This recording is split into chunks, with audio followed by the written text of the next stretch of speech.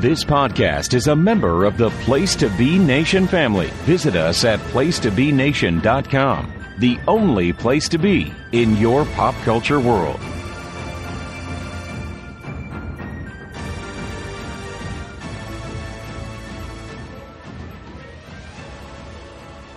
Place to Nation Pop Experience. Our Loki reviews continue on with episode 5, Journey into Mystery. I am Andy Atherton, part of Pop Goes to the Couch here on this very feed. We're here to break it down, talk about the episode, and this is the penultimate episode. We got to see what's going to happen in our season finale. I don't think it's a series finale. Next episode, I think it's a series finale. Well, first off, Shawn Kidd is, on assignment in the void. Hopefully not to, find other Shawns. God help us if more Shawn variants show up. Where I think we're all in deep shit. But the other guys are here tonight. Giggling, as usual, is Scott Shifflett. Hey, Scott. Andy, I am here. I have not been pruned yet to go into the void. I'm not sure if I could survive the void. I'm not boastful or an alligator, but I'm here, Andy. All right.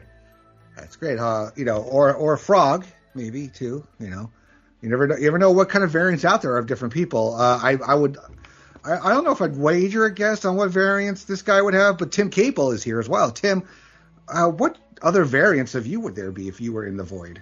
Oh, I've definitely got an alligator out there somewhere in the ether. It is my favorite animal, by the way. Oh. If not an alligator, a crocodilian of some there you go. Some type, it definitely would be one of my variants. And we are man down tonight. I hope folks aren't too disappointed. I will say I consulted the Council of Cross-Time Kids, hoping they could just spare a variant, Shawn, to join us this evening, and they said they couldn't. They were all busy. So whatever reality, whatever timeline it is, Shawn is a busy man, regardless. That he is. Hopefully his wife doesn't confiscate his temp pad again like happened last time, All right. Never want to be caught without a temp pad, definitely. No, the one thing that could get us out of here. Nope, no, not at all. Yeah. All right, so this episode is called Journey into Mystery. So let's get to it then. So Loki wakes up from being pruned and finds himself facing 4 variants of himself: classic, boastful Kid, and alligator Loki. Getting to his feet, Loki asks where he is. A giant smoke-like being is approaching them, and classic Loki tells them that they have to go. The 5 Lokis run away as the creature roars at them. Back in the Timekeeper's chamber, Sylvie tells Ravonna to give her temp pad. Ravonna does so and says that she has no idea who is behind the TVA. Sylvie points out that Ravonna's reality has been destroyed just like Sylvie's was, and Ravonna tells Sylvie that Loki isn't dead. She says that she's telling Sylvie willingly because she wants to know who's at the top of the TVA as well and who lied to her. Sylvie lowers her rod, and Ravonna explains that when the TVA prunes branches reality, it is impossible to destroy all of its matter. They transfer it to the void at the end of time where reality collides and everything stops. Beyond, the Timekeepers are transforming reality into utopia, or so the dogma has it. Ravonna says that nothing ever comes back from the void and tells Sylvie that she can help her if Sylvie trusts her. Sylvie considers and then gives Ravonna her temp pad back. In the void, the 5 Lokis head away from the being, and Loki yells at them to explain what's going on. Kid conjures a sword on Loki and getting his attention, and then explains that the void is where the TVA dumps everything that they prove. Aliath, the smoke being. Eliath, sorry, I couldn't remember the pronunciation. Eliath, because it's actually A-L-I-O. Yes, names are hard. Eliath, the smoke being, makes sure that nothing returns. Classic explains that there are so many of them together because Lokis survive. The variants explain that there's nothing to do in the void but survive. The variants move on. Loki asks why Kid gives the orders and what his next event was. Kid said they killed Thor, leaving Loki speechless. The variant reach a hidden bunker, and all 6 Lokis go inside. Classic asks Loki why he wants to return TVA so badly, and Loki says he wants to live his glorious purpose there. All right, that was a lot. So, Scott, what are your thoughts on the beginning of this episode? And we get a little backstory on kind of what this place is, and Ravonna is she telling the truth? Is she lying to Sylvie? What's going on here? Well, I will say we start off hot because the last episode ended with a nice little battle scene and with Loki getting pruned. So I was happy to see we picked up where we left off. We actually with the post-credit scene, with the classic Loki, and Boastful and Kid and Alligator Loki, which I didn't even notice he was holding until after I rewatched it last week. But I do like that. Like I did like seeing that part, but what pissed me off is like Sylvie's like supposed to be believing Ravonna. We know she's full of shit and gonna betray her ASAP, which I didn't like because Sylvie has been pretty smart this whole episode and like does work with her for a little bit, which is a little frustrating. I just would have pruned her right then and there, and she really goes like how Tim said a couple episodes ago, like when you become a babyface, you become stupid. And since Sylvie's full babyface now, she's stupid. And like when she gets betrayed later on, when she's trying to find out like what's going on, we'll get to that. But I do like the Void. I know we spoke with Shawn. Shawn was calling it great value lost. I can tell why he got angry with that because it seemed like Algoth. Tim, say it for me. Eliath. Why can't you just spell it Eliath? I love that you guys are saying it every single way except the way they say it. It's like aioli. Like, what the hell? Yeah. We're getting chased by fancy mayonnaise. What the fuck? Anyway, sorry. So Alagoth is looks like a smoke monster, but to really piss Shawn off because he's not here, because he always gives me hell about Green Lantern, kind of reminded me of what Parallax looked like in that shitty 2011 Green Lantern movie. Shawn, I can't wait till you hear this, just for that comment. All right. Tim, what do you think of the beginning of this episode? Okay, so I've been kind of hard on this show, notably, in some of our past episodes, particularly like some of the rules and the physics, or rather the metaphysics of the show itself. But I kind of like this concept of the Void, where we learn that the Timekeepers are not so much destroying the beings that they prune as they are just kind of sending them to a landfill, right? A cosmic landfill, essentially. And the Void has sort of been compared to the Thor Ragnarok, where Thor and Loki ended up. What the hell is that place called? Why am I drawing a blank? But just kind of a wasteland reality, right? Yes. And this is just a landfill at the end of time where things are just gonna kind of take care of themselves because Eliath is just this creature that roams around and eats everything. I guess it's in keeping with that that concept of matter can neither be created nor fully destroyed, right? It just gets transferred somewhere. I guess that's the play on. It's a play on that idea that these Timekeepers are just sending the matter elsewhere to be dealt with. And I guess that's worked pretty well for them over however many millennia. Eliath, I can see the comparisons to Parallax, also comparisons to Galactus, the fart cloud version. God. Yeah. Oh my God. Yeah, from those early worse. Yeah, but listen, this is actually true to the character as he's represented in the comics. This is I'll grant you, a rather obscure character, but one who does exist from the comics, going back to the early 90s in a terrible storyline called Avengers: The Terminatrix Objective. Oh God! Why did everything sound like that in the 90s, Tim? It really did. How about the Phalanx Covenant? You like that? Like that that's a very Covenant. Nice, the Phalanx Covenant. These sound like body parts you find when you're dissecting an insect in biology class. Yeah, and the Cross-Time Caper from Excalibur. Great names. Anyway, I think that was not even the 90s, but anyway, I don't know that the version of Eliath from the comics was so much this being that consumed. It doesn't seem like it has much in the way of like a sentience here, and the way it's presented in Loki. It just seems like it's almost a force of nature in some ways. But Eliath was like an actual character in the comics that apparently was somewhat a competitor to Kang, who we've talked about on the show as well. So there is that relationship. Now, whether that means we're due for a Kang appearance or not, I still, wouldn't bet the house on.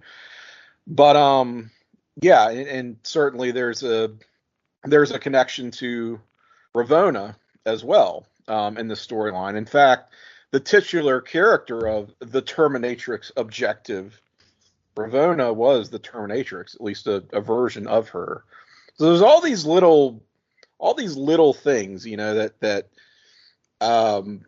call back to the comics, but as we've talked about, you can't really use that as evidence of, well, they're definitely going to do that in this adaptation, because as we've come to learn, a lot of these things get changed along the way.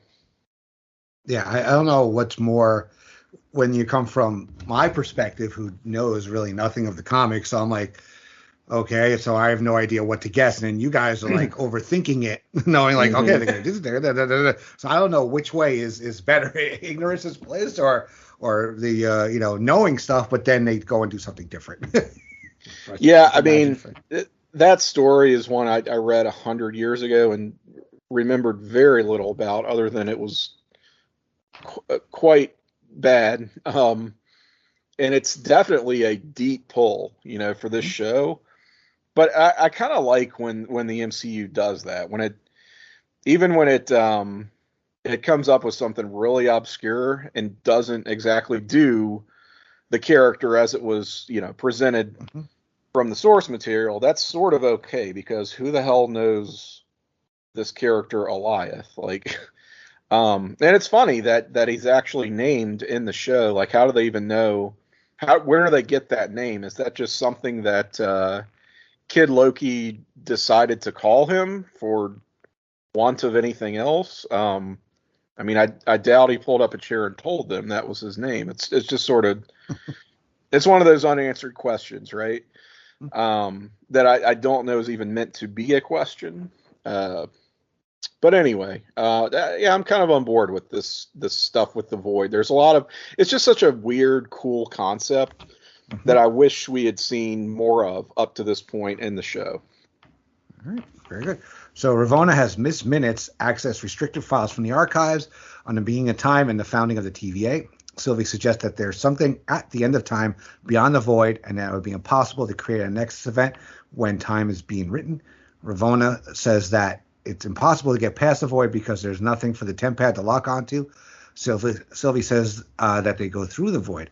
When Ravonna warns that it's impossible, Miss Minutes suggests that the prototype Void spacecraft, the AI brings up files on it, and Ravonna tells Sylvie that the spacecraft was designed to withstand the Void.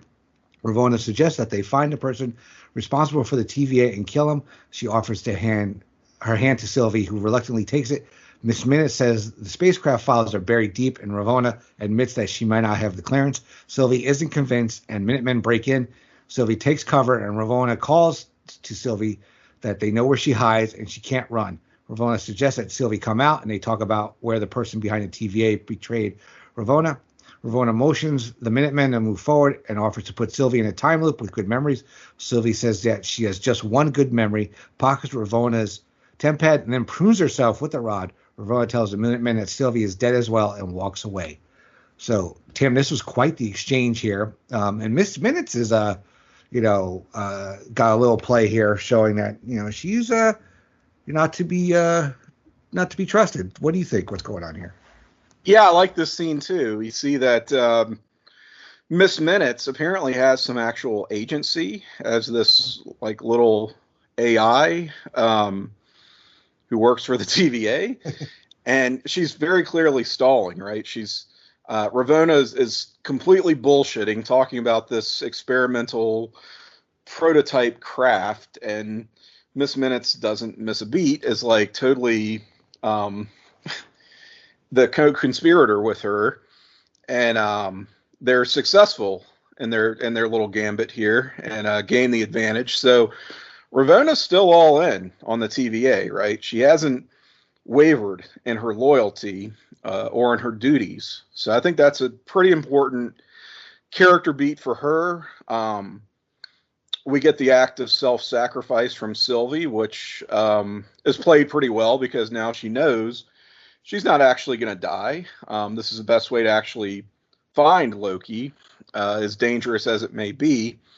And she had the wits to grab the TemPad and carry that along with her. It's kind of funny that your stuff goes with you when you get pruned, right? Mm-hmm. It almost feels like cheating in a way, but then again, like, I mean, all your clothes go with you. Anything on your person is going to get pruned / transported. So I guess it's in keeping with the concept. I just thought that's very interesting that she was able to take the TemPad with her. So we have an exit strategy essentially. Yeah. So this was pretty cool. Yep. Scott. Yeah, I'm glad she was able to take the TemPad with her, but like that's one of the things I was talking about earlier was like, you know, Sylvie has proven herself, but like sort of gets sucked into the bullshit of Ravonna right here. And I don't even think Ravonna's being that like she's not really being that cunning to trick her or anything. It's more Miss Minutes, but it's like really when they brought up the spacecraft, I was like, come on, the TVA would not have something like this. And it's proven very quickly, but it's just like Tim said with the dumb thing. But, you know, I did like that Sylvie's found out you don't die when you get pruned because we all assumed you got killed when you got pruned from the first episode where we saw that guy get pruned basically at the deli counter in the TVA because he didn't take a number.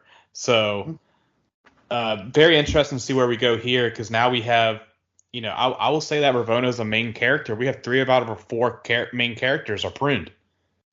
Yes. Yeah. Mm-hmm. Yeah. All right.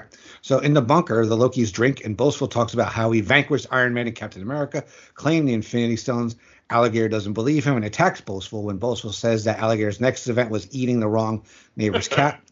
Loki wonders how Classic survived Thanos, and Classic explains that he cast a projection of himself that Thanos thought he was killing Thanos, and then Classic hid in the debris, drifted into space from everything, and removed himself from the universe because he realized only pain followed him. He stayed on a remote planet in solitude for a long time, but when he got lonely, he left, and that's when the TVA found and captured him.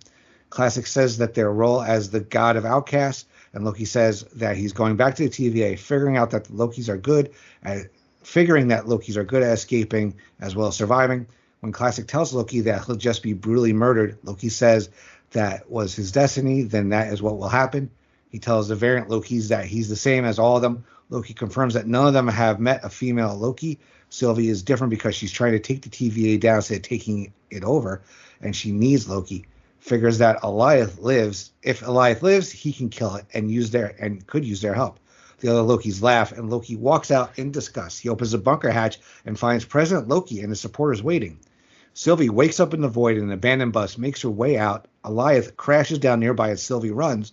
When it tries to grab her, she uses her enchantment powers on it and gets a brief vision of end of time beyond the void. She continues running, and a pizza delivery truck drives up ahead of her. It pulls up, and Sylvie gets in and discovers it's Mobius driving.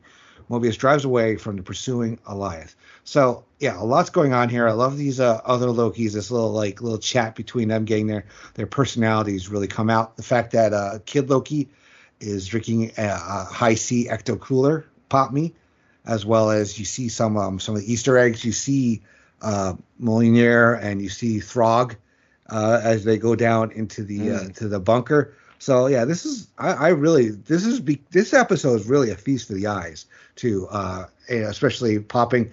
And part of me was like, wish that was the Pizza Planet truck showing up. That would have been awesome. But Scott, I know because it's not a picture, I think so. But you know, because also you want to have him go ka-chow because that's the most Lightning McQueen.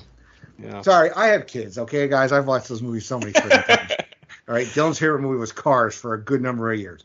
All right, so Scott, talk about this part. I really enjoyed it. Like hearing the Lokis, like, you know, basically talk while they all got here, and like Boastful, of course, is like, I killed Captain America and Iron Man, as he's holding Mjolnir, and like, you know, Alligator Loki, you know, ate the wrong cat, and that's why he got sent in. I love that, but it was heartbreaking with Classic Loki because like he realized he just needed to be alone, and then he thought about his brother. Because, like, you know, that's one way we've seen the Loki character transform through all the movies he's been into, that he actually did love his family, even with this show, that he did, like, think of all the times he went against Thor and everything. But at the end of the day, they did Ragnarok in the third one, and he killed himself so his brother could survive in Avengers Infinity War. So, at the end of the day, he did sacrifice himself for it.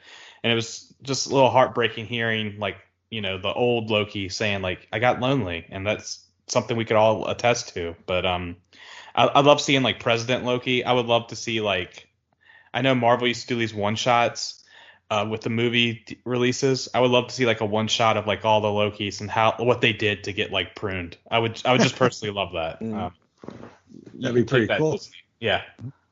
Were those all Lokis that were with President Loki? Those are all variants? Yeah. Okay. Yeah, they're all just double check. Variants. All right. And that's just, and Sylvie, waking up and seeing the pizza delivery truck. We know who it is, and Mobius has a good line. Do you always get in cars with strangers when she hops in? Mm-hmm. Yeah.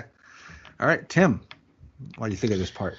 I continue to remain a little bit baffled as to how and why Nexus events just sort of seem to randomly occur or to occur without some kind of external pressure. It's just sort of, I don't know. It's well, what if Loki turned into an alligator and ate the wrong cat? That's a Nexus event. It's why? I don't know. It's just bizarre to me that why we have so many Nexus events seemingly for no reason. I thought this was all a big time. This was why time travel is a problem, right? Because it creates these branched realities that the TVA is not cool with. But I guess it doesn't require that. So, all right. So try not to get too hung up on that, I guess. Just take this for what it is. The alternate Lokis are pretty fun, although I'd have to say, other than a classic Loki played by the great Richard E. Grant, finally, kind of stealing this episode. I'll go ahead and say it. My favorite would have to be the president / campaign / vote Loki character, because it actually is Tom Hiddleston, and all of the other variant Lokis we've seen up to this point have been played by different actors, right? And this is one where it's Tom Hiddleston getting to play a very different version of the same character, and kind of having some fun with it. You can tell. And there's a lot more that I think could have been done here. They really just scratched the surface. And that was just great to see him in that form, right? And it just provides this little momentary diversion in the episode, but it's pretty entertaining. I also like that all of the Lokis are pretty much immediately cooperating. We don't get the whole cliched disagreement, misunderstanding fight scene, right? That's kind of a cheap way to provide some action in your story, and we just dispense with that right away. It's okay. Obviously, this is a problem for all of us. We have to work together to try to solve it. And they bicker back and forth, but they're not throwing green fireballs at each other, But yeah, lots of cool callbacks during this sequence as well that we talked about. We also see the Thanos copter in the background of the wreckage from a very crappy non-canon comic series. So that's one for the diehards. Yeah, that's the one thing that we've heard the most about, I think, is the Thanos copter. Yeah. All right. So President and his men enter the bunker. Boastful admits that he betrayed the other locals, and now he's king. When President's men draw their weapons, Boastful is shocked that President would betray him, and President's men turn on him. Alligator leaps on President's hand and bites it off, and President's men attack. Boastful fights back, while Classic teleports himself, Kidd, Loki, and Alligator out. Outside, Classic complains about the betrayal and figures every version of Loki is broken. Loki insists that nothing can change until the TVA is stopped, and Sylvie is the only one he trusts. Kidd and Classic finally agree to help Loki, but Classic says that all they'll do is get Loki to Alliath, and that's as far as they go.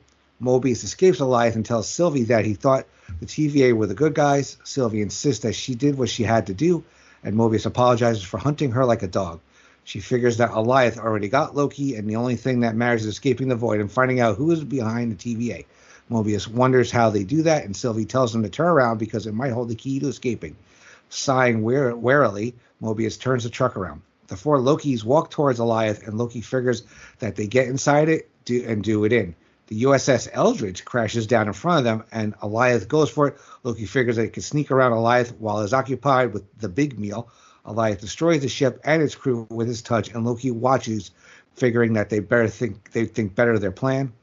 The truck approaches him, and Mobius parks it. Sylvie gets out and approaches the Lokis. Loki runs over to Mobius and Sylvie and asks what happened.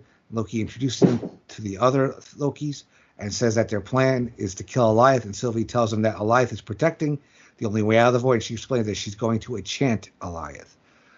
All right, so we get the reunion here, Tim. Well, first we get the betrayal and the fun fight with all the Lokis here, and then we get this scene of we get the real scope of what Alioth does, and then we get the reunion. So, what do you think of this part of the episode?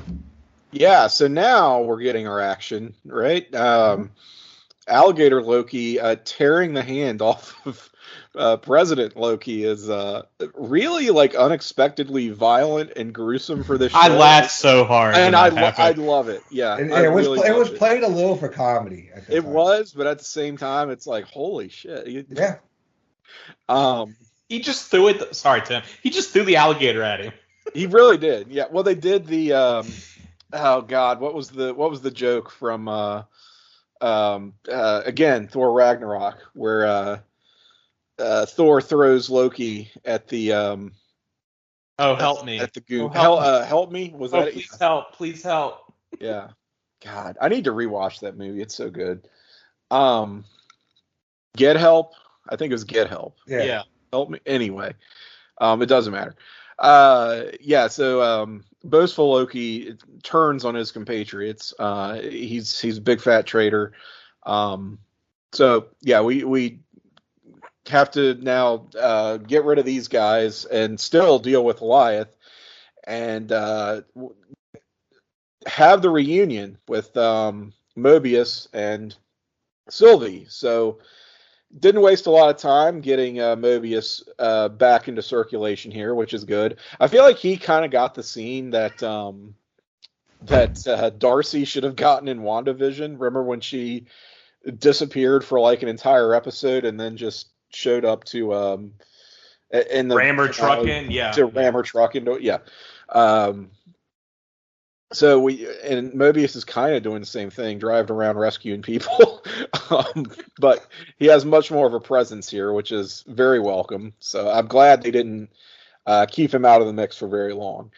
And Loki is thinking pretty big in terms of this plan to kill Alioth. How are they going to do this? That's awfully ambitious, but it sounds very Loki at the same time. So we'll see how that plan evolves over the remainder of the episode here. All right. Scott. The fight scene, I enjoyed that. As I was talking over Tim, my apologies. I just love like him throwing the alligator. No, it's all, yeah. I'm glad you and me both marked out for that because a fucking alligator Loki ripping a guy's hand off is it's just the kind of insanity I wanted from the show from the start. And his like the President Loki's expression is like holy shit as he's like looking at his hand no longer being there. It's just great. I have it on right now as we're recording, like with the subtitles, and we just came across that scene. So, but what I hesitate to even throw this out there, but I guess I will. It reminded me of one of my inexplicably favorite movies, Romancing the Stone. I know that is such a random deep cut. I know. I watched it. My dad had it recorded on VHS growing up, so I watched it like 1,000 times for no reason. Yeah, well, because there's nothing to do in the 90s. But anyway, my point is the end of that movie, the climax of that movie is a great crocodile arm or hand munching scene that plays kind of similar to this in a way that I almost thought it was a tribute to that scene but then like my better judgment took hold, and I'm like, there's no way anyone even remembers that or would pay tribute to that random ass movie. But it definitely reminded me of that, and I don't know, that may be part of why I enjoyed it so much. Yeah, I remember it was he kicks the Michael Douglas, his character has the stone, basically. He kicks it in the air. The bad guy catches it. And holding his hand out like over like, a pit or a river. He's like, thank you. And then the friggin' croc just comes and just takes his hand and the jewel. Yes. And rips it right off. Yeah, and then Michael Douglas goes after the crocodile to get. Oh, it's such a great movie. What kind of reminded me of a little bit, throwing the alligator at, is the scene in I think it's Point Break, when Johnny Utah chasing down when he's chasing Bodie, and Bodie has the cat and throws the cat at him, and he gets all sorts of stuff from it. Yes. All right. Regardless, it was awesome. Yeah. Scott, sorry, Scott. No, I'd never heard of that movie. I just Googled it. Don't kill me. It seems like a great value. Indiana Jones. It is, but it totally is. It's Michael Douglas and Kathleen Turner have such great chemistry. Danny DeVito. I know we're talking about Loki. We're talking about impromptu romancing the stone, but yeah, we've got to do that movie on some. Yeah, we've got to do it at some point on some podcast. I don't know which one. Yeah, it's a Venn diagram. It kind of crosses over. It can be done on Laughing Theater. Maddie could do it. Or it could be done on my new one, Blockbuster Rewatch. We'll find a way to get you to do that, to let you do that. Oh my God, it's so good. And people even and the thing is, Scott has not seen the movie, read the synopsis, and in 2 minutes, drew that conclusion. I remember all my life hearing the comparisons, and apparently even in 1984, people are like, oh yeah, this is just a Raiders of the Lost Ark ripoff. Yeah, but so, it's different though, and you have Danny DeVito, so that's all I got. And you have Danny DeVito, yes. Mm-hmm. Ira, all right, Ira, I'm gonna break every bone in your body. All right, Scott, did you give your thoughts on this part? Or I just liked how, and we had I talked a little bit about the fight, but I feel the Lokis feel like they're broken. And that, classic, is upset, how they're. It's just sad because he's seems to be the only one besides our Loki that is seeing all this stuff, because all the other Lokis think they're doing right. And I did like the Mobius and Sylvie scene, pretty interesting because it just Moby apologized for hunting her like a dog, and all the things that she did. And felt real weird with him basically saying well, we thought it was for the greater good, and it just comes off real odd. It makes you uncomfortable. That's what it's supposed to do. So I really enjoyed that scene. But Mobius is fully on our side, on the good guy side. All right. So back at the TVA, Ravonna visits the imprisoned B-15. B-15 asks why she's locked up. And Ravonna tells the hunter that she was disloyal to the TVA. The prisoner insists that people need to know the truth, and Ravonna insists that the TVA needs stability. Ravonna says that since B-15 had a link with Sylvie, B-15 needs to tell Ravonna what drives Sylvie. B-15 tells her that Sylvie will be searching for whoever created the fake timekeepers, and figures that Ravonna wants to know whoever is behind the TVA's creation. The hunter says that Ravonna will never find the creator before Sylvie does, and because Ravonna only wants it because Sylvie needs it. Ravonna leaves and summons Miss Minutes to get her all the files on the founding of the TVA from the beginning of time. Miss Minutes agrees with Ravonna and says that whoever created TVA is in danger and she needs to find them. All right, so this is a nice little scene, though, and we get, again, more of the Miss Minutes is, I guess, loyal to whomever created her, and Ravonna's there and still drinking the Kool-Aid, and B-15 is locked up. I mean, I'm surprised they didn't prune her yet. Scott, what do you think of this short little scene here? Yeah, B-15 went from being a pain in the ass to figuratively and literally seeing the light, and she straight up tells Ravonna, you only want it, but Sylvie needs it. That's why she's gonna get there. And Miss Minutes, I think she's I think she may be working for whoever the creator is, because she's saying this may take a little bit of time. Come on, she's an AI. She should be able to pull this up immediately. So I don't have any theory for this one, but just rewatching it, it definitely seems like, why wouldn't you have this stuff ready for you right now? You know, it seems like she's doing the bidding for the higher power. Hopefully it's not Vince, but yeah. All right. Tim? Well, at least I'm honest. I'm stealing the stone. I'm not trying to romance it out from under her. Why does my Danny DeVito sound like Marge Simpson? So who's not honest, though, perhaps, is Miss Minutes. Jumping off of what Scott was saying, more perhaps stalling, more maybe hidden agendas here. And I'm not sure what Ravonna is driving at. She seems, again, very loyal in her duties, and genuinely wanting to learn as much as she can, because there's a lot, and she's kind of acknowledging that there's a lot she doesn't know.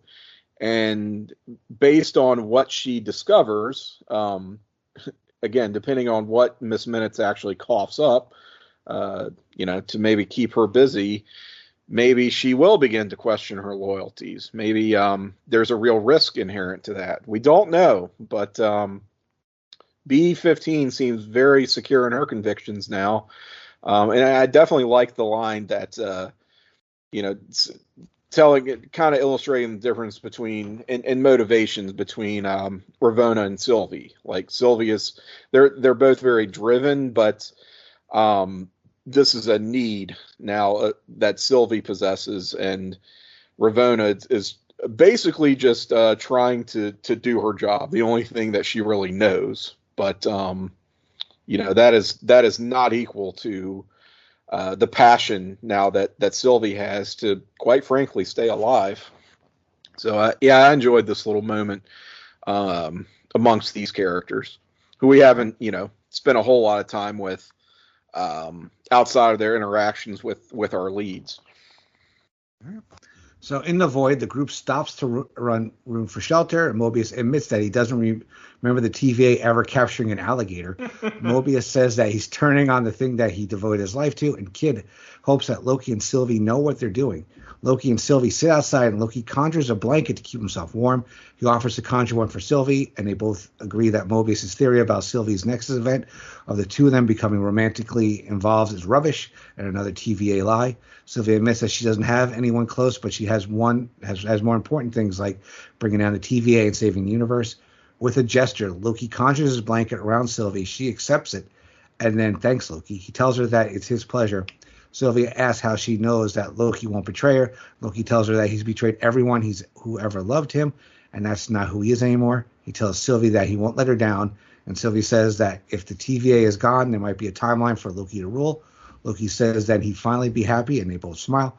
Loki asks Sylvie what she'll do when it's all over, and she admits that she doesn't know. He says that he doesn't know either and suggests that they figure it out together. Sylvie only says maybe. So we get a nice little moment here between the two of them before, I think it's gonna get to something. Scott, what do you think of it? Okay, have you guys seen Game of Thrones?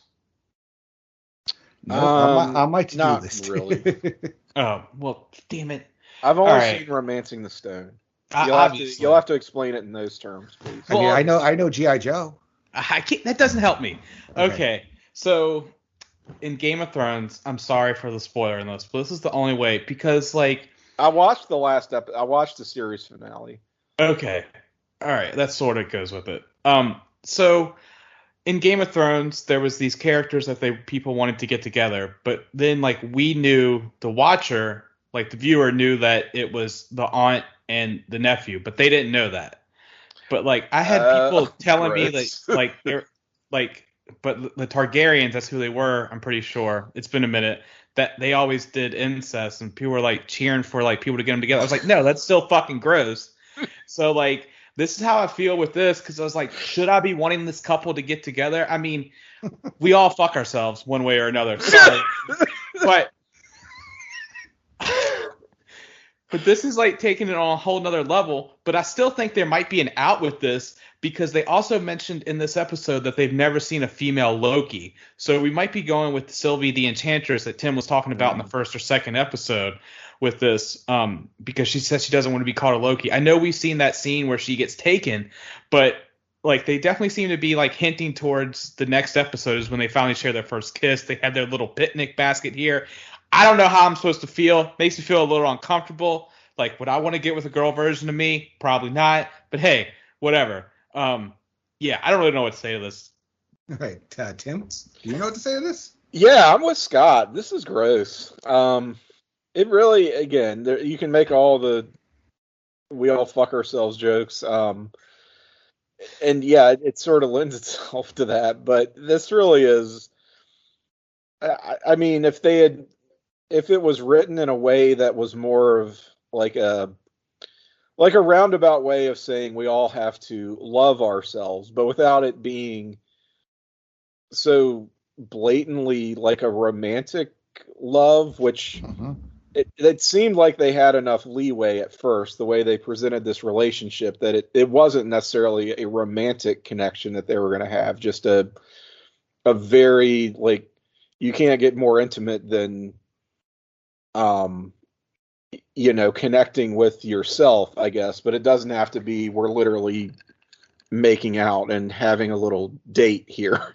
But I don't think they can really use that cover at this point. I don't really care who you talk to. This is clearly being presented as we're supposed to be shipping them, right, at this point, to use the modern parlance. And I'm really not on board with it. I'm sorry. Like, why does everything have to be like, oh, well, if they don't fuck, then I guess they must not really love each other. It's just, it's gross, and I'm not into it. All right. So the five. Hold on, Andy. Go ahead. What do you think of this? Like, you've heard me and Tim's thing. Like, I'm the host. I'm not supposed to know. No, I think it's. We're forcing you to have an opinion. I know. Damn it. I mean, I think it was maybe romantic when they were on, the doomed planet a couple episodes ago. But here, I don't know. I think there's just like some kind of connection with the two of them, and I really wasn't seeing like romance there. There's love, but I think it's a different kind of love. I think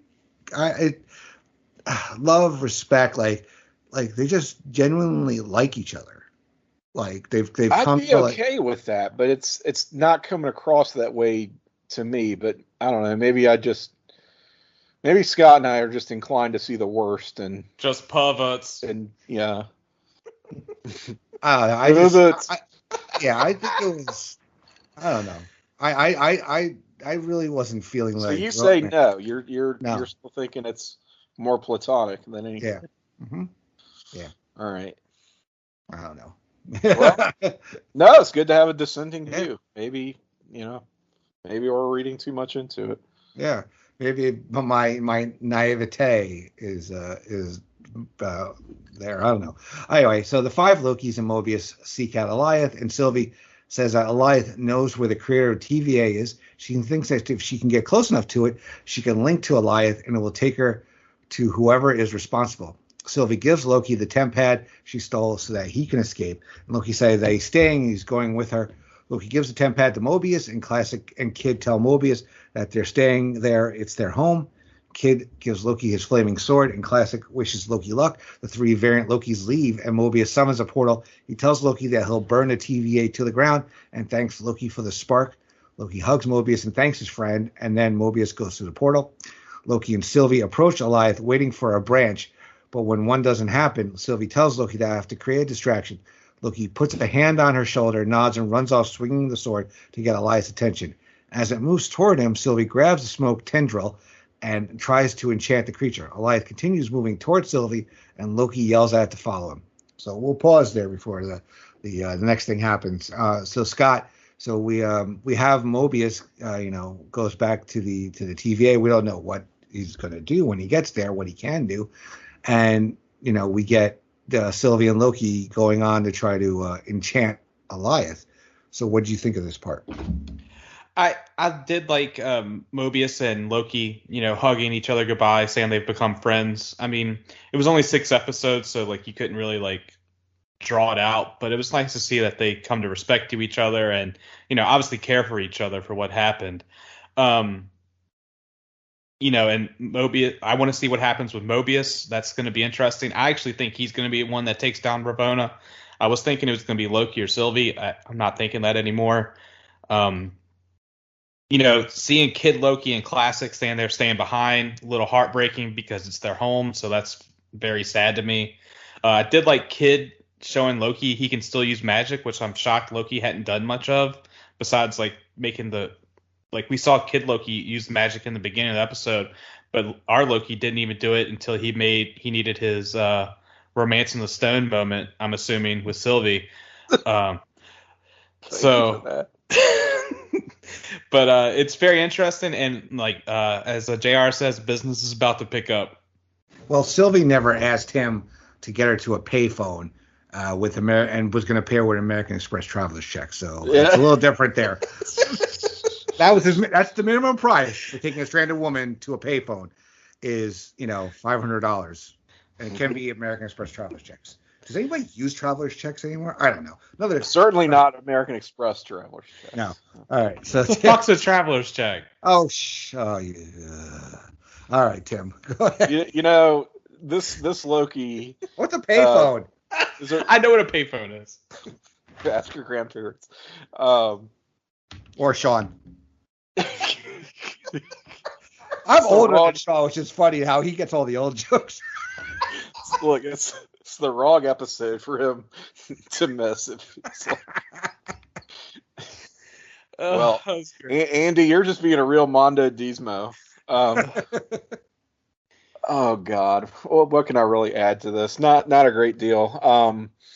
Other than it's cool to see Mobius make his great escape here, with that reveal of, hey, I've still got the Tim pad. Let's remember, and Mobius makes off, and with a plan now. I love when a plan comes together, right? And that was one of my criticisms of this series, that it just wasn't clear what the plot even was. Like, what are we trying to accomplish? And now we're definitely going to be following one thread, which is in our finale, certainly, and that's Mobius going to burn it all down, and hopefully he'll be successful in that. But meanwhile, our heroes are staying behind, and they've got their own plan that they're quite confident, maybe overconfident in their abilities to overtake Eliath here. But eager to see how that turns out. And this is going to lead to some cool things in our final few moments of this episode. Yes, and in those final few minutes, Classic returns and creates a projection of Asgard's building, drawing Eliath's attention. It consumes the buildings. Classic uses all of his magic to maintain it as long as he can. Loki joins Sylvie and figures that they're stronger than they realize. Sylvie and Loki join hands and enchant Eliath, which consumes Asgard, and then the weakened Classic Loki as he yells glorious purpose and laughs triumphantly. And we see his helmet fall to the ground. Eliath turns to Loki and Sylvie, and they manage to disperse it and create a gate out of the void. They then walk through it together, and our episode ends. So, Tim, what do you think of Classic Loki getting his hero moment here? And where are we going in the season finale? Oh, it's so cool. He steals the show. You often don't think of the performance, the actual acting behind these scenes of characters who are, basically just waving their arms around, making gang signs behind a green screen while shit just kind of gets magicked into place by the effects team, which is, that's what's happening here. Obviously, we know. But he just sells it so well. I don't know what it is. Maybe I'm just such a mark for Richard E. Grant here, but he's so phenomenal in playing. I want to see more Classic Loki. I'll just say it. And I kind of knew, that he couldn't make it out of this because there's just keeping that character around is just not. It's like a non-starter, really. But he's so good, and he walks away with the episode here. A very magically adept Loki, something we haven't seen in the MCU, but it's played to really great effect here. So, in the little time we actually spend with this character, I think he made a big impression, and I was on board for all of it. So, right. Yeah, that's all I really like to say about that. Scott, what did you think of the end of the episode? Can you guys explain to me who Richard E. Grant is? Because I know I was waiting to the end of the episode for this, and why everyone was so hyped for him being classic Loki. He's a character actor. I'm trying to think of some things. Oh, I didn't know if he played. I didn't know if he played Loki before in something. No. Oh no. He's never been associated with Loki before, but. Oh, okay. He was in. I mean, not used very well, but he was in Star Wars. The last Star Wars movie. He's a renowned British actor. That's really what it is. It's like, the equivalent. Okay. Yeah. It's okay. Like, sorry. I just didn't know if he played like. He was a villain in Logan. He was one of the government goons, basically, in that. But he's one of those. He's been in everything. Okay. And he's always like, I don't know. He always has just a presence to him. I feel like. God, I'm looking at his Wikipedia now. Bram Stoker's Dracula, going back to 1992. He's like such like it's like one of those things. It's like when they cast someone like him in the MCU, you like everybody's gets excited like, oh my god, actor this caliber, like what's he gonna be doing? He's not there's a big difference between him and like Paul Rudd or Robert Downey Jr. Like these guys are movie stars, they're gonna play these parts, but somebody like this, it's like, whoa, who's he gonna be? Like, is he gonna be like this? Everybody starts to like get fantasy book it. And then it turns out he's classic Loki, which is pretty cool. Okay. I was just wondering. Andy, did you see that movie, Can You Ever Forgive Me, with Melissa McCarthy? Yes, but I could tell you it was one of those I watched it because it was Oscar season. Right. But I didn't retain kind that of much same, of it. kind of same. Yeah. I mean, I can't say it's one of my favorite movies or anything, but it's a good flick. I remember him as far as like kind of recent pictures. Look at me using the term pictures. He was like her friend in that, and okay. Yeah, I think I remember that. That was a really. I think he might have been nominated for that too. Was he? He might have been, yeah. Okay. He was best actor. There you go. Oh, that was for the Gotham Awards. Disregard.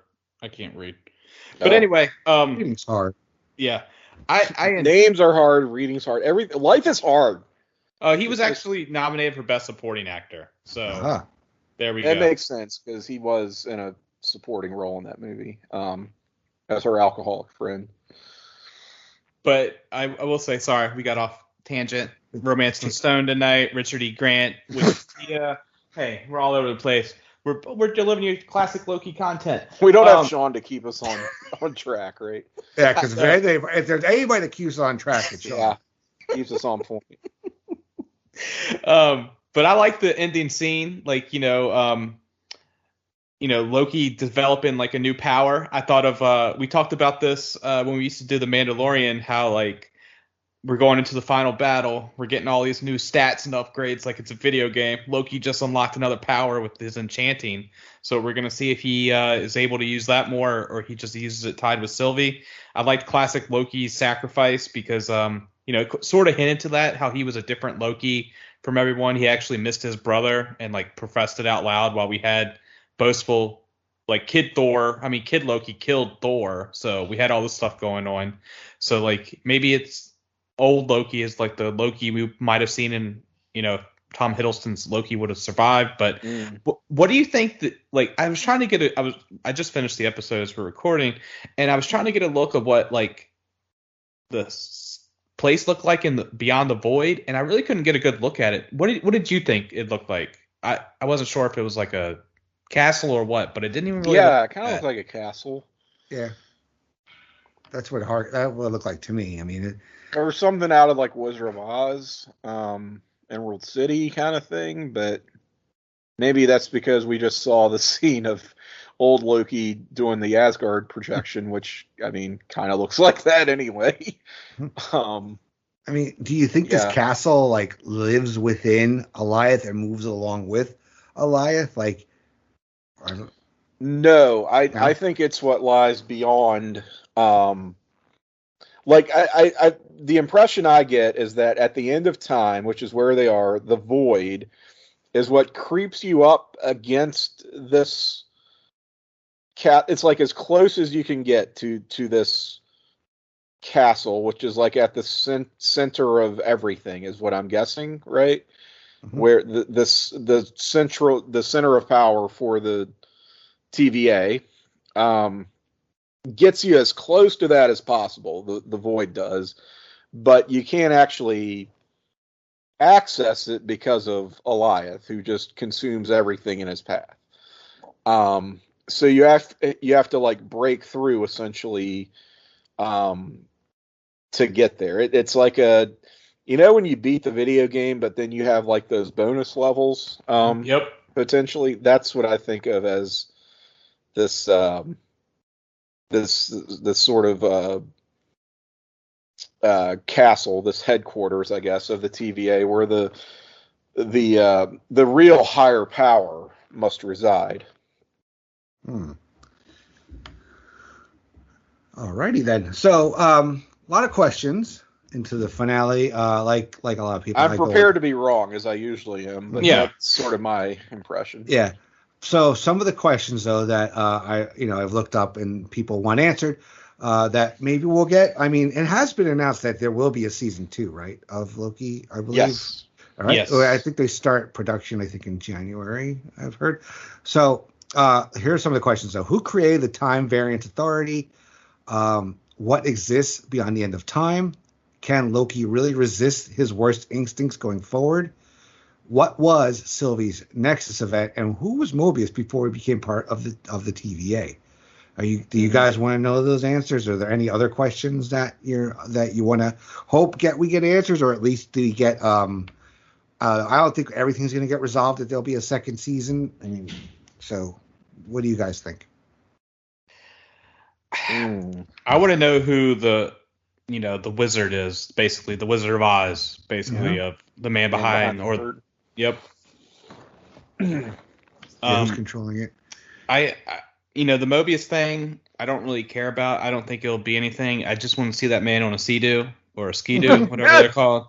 Yes. I like to see Ravonna bite the bullet, and maybe season 2 is Mobius and Loki working together and Sylvie trying to fix the TVA, and that's how, I know we've been saying this, but that's how we get I'm taking a DC term, a multiverse, and maybe that's how we get the X-Men.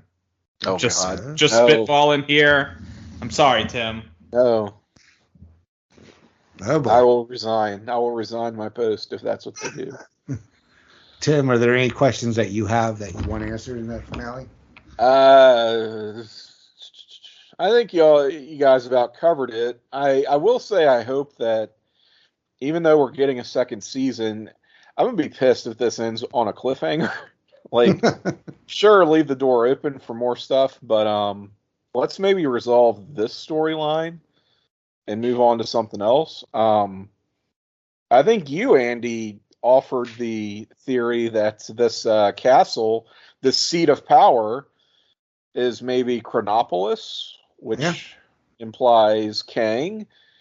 I'm still not going Kang. I'm still not going all in on the Kang stuff yet. I talked about Immortus, I think, in our last episode, who's just a variant of Kang, basically. I kind of think that's more likely than Kang himself, while still not being very likely.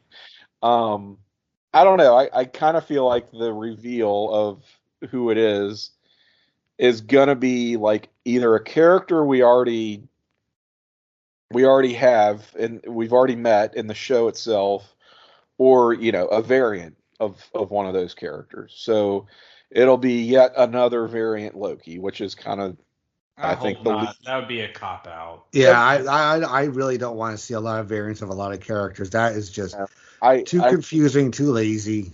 I agree. I think that's the most boring path they could take. But I think that's also the risk, and I think that's the Pandora's box we're potentially opening up now with this multiverse stuff.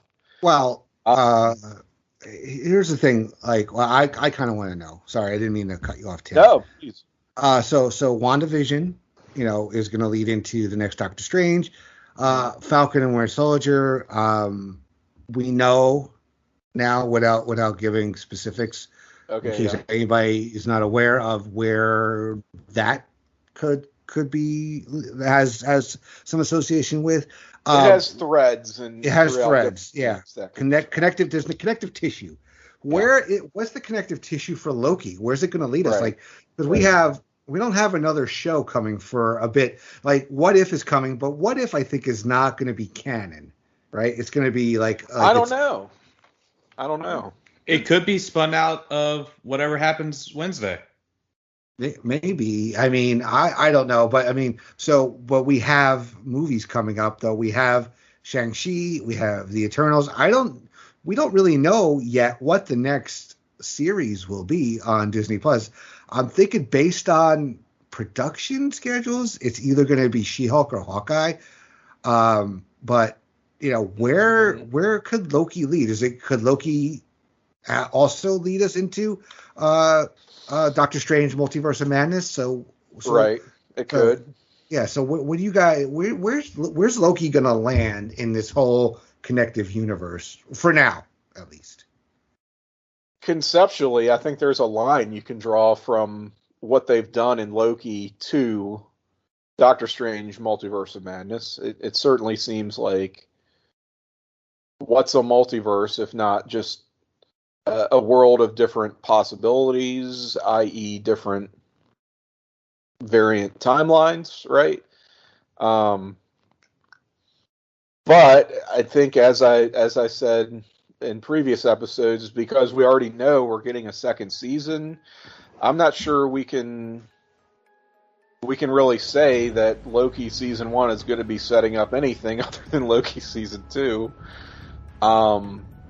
It is weird to me how divorced this show has been from anything Thor related, other than Loki is Thor's brother and he's a spin-off character of Thor. Otherwise, it hasn't dealt with Thor really whatsoever, right?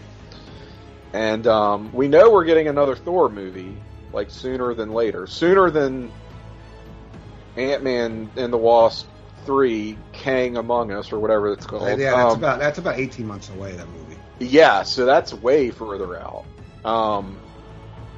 So I don't really think it's going to be setting up that movie. I mean, maybe they swerve at the last minute and it's like, hey guys, by the way, go see Thor 4. Go see, what's it called? Thor, Blood and Thunder. Love and Thunder, yeah. Blood and Thunder. Gotcha. So maybe they do that at the last minute. But I don't know. I still, though, I don't think we're going to be seeing some grand reveal of a new character who logically isn't going to do anything for some time, because there's no, like, it's almost a narrative dead end. Like, yeah. Again, you can't do Kang yet, because unless he's going to be a presence throughout the second season, only because we know that Ant-Man and the Wasp is so far off. It would be weird to, I don't know, to play that card so early. All right. Scott, any thoughts? I think Tim sort of summed it up with us getting a season 2, and that potentially might be out before Ant-Man. I think it's going to lead into that, because, we've kind of joked on Ant-Man, and I think that would give it a little boost, but I don't know. I don't really I think we're going to be seeing a lot more team up movies than what we've seen before, because like all these superheroes and bad guys are integrated into each other's lives now. You can't really do like a solo movie anymore. Mm-hmm. Right. So hopefully we've got some questions answered, and like Tim says, it's not like a cliffhanger that we have to wait for God knows how long to get a resolution of. And hopefully Shawn will be back next week. He should be. He's told us that he will be, so we're going to hold him to that. All right, guys, I'm very excited though to do another season finale with you, and I'm really excited. All right, so for the On Assignment Shawn Kidd, for Scott Shifflett and Tim Capel, I'm Andy Atherton. We'll check you out next week on the season finale of Loki. Talk to you then.